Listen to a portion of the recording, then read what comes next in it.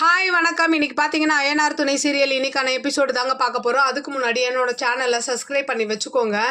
ஒரு வயசான குட்டி இவங்க வந்து ட்ரிப்புக்கு போகிறாங்க இல்லையா, கோவில் ட்ரிப்புக்கு. அப்போ அவங்க வந்து அவங்களோட லவ் ஸ்டோரியை வந்து சோழன் கிட்டேயும் நிலா கிட்டேயும் ஷேர் பண்ணிட்டு வராங்க.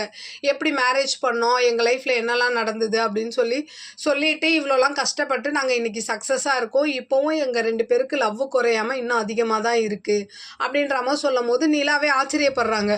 ஆச்சரியப்பட்டோன்னா அந்த வயசானவங்க என்ன சொல்கிறாங்கன்னா, நிலாவை பார்த்து நீங்களும் இதே மாதிரி சக்ஸஸ் ஆகி நான் எப்படி உங்ககிட்ட கதை சொல்கிறேனோ அதே மாதிரி உங்கள் லவ் ஸ்டோரியை வந்து நீங்கள் இன்னொருத்தவங்க கிட்ட சொல்லணும் சரியா அப்படின்ற மாதிரி கேட்கும் போது நிலா வந்து ஓகே சொல்கிறாங்க. அப்போ இவங்கள போய் கோவில்லையும் போய் விட்டுடுறாரு சோழன். அப்புறம் வந்து தனியாக கேட்குறாரு, ஏங்க அப்போ நம்ம 2 பேர் வயசாகிற வரைக்கும் ஒன்றா தான் இருப்போமா அப்படின்னு கேட்கும் போது அதுக்கு வந்து நிலா சொல்கிறாங்க, நான் சும்மா சொன்னேன், அவங்க பெரியவங்க கேட்குறாங்க, பொய்யா சொல்ல முடியும், அதனால் நான் சும்மா அடிச்சு விட்டேன் அப்படின்ற மாதிரி சொல்லும் போது சோழன் இப்போ சரி டீ குடிக்கிறீங்களா அப்படின்னு சொல்லிட்டு டீ வாங்க போயிடுறாரு. ஆனால் மனசுக்குள்ளே வந்து இவங்க ரொம்ப ஹாப்பி ஆகிடுறாங்க. அப்புறம் இந்த பக்கம் பார்த்தீங்கன்னா வானதி என்ன பண்ணுறாங்க, போனவங்களுக்கு என்ன ஆச்சு, 2 பேரும் கிளம்பி சந்தா வீட்டுக்கு போனாங்களே சொல்லிட்டு பாண்டியன் வீட்டுக்கு வந்து பல்லவனை கூட்டிகிட்டு அங்கே கிளம்பி அவங்க போகிறாங்க சந்தா வீட்டுக்கு.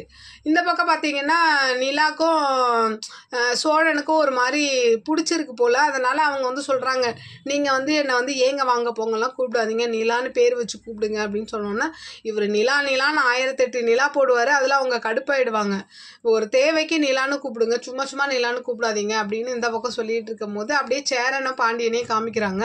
சந்தா வந்து அழுதுகிட்டு இருக்காங்க. அவங்க என்ன பண்ணுறாங்கன்னா, இந்த மாதிரி என்னை கூட்டிகிட்டு போயிட்டாங்கன்னா என்னை வந்து பஞ்சாயத்தில் வச்சு வேற ஒருத்தனை கல்யாணம் முடிச்சு கொடுத்துருவாங்க, அதனால எனக்கு ரொம்ப பயமாக இருக்குன்றாங்க.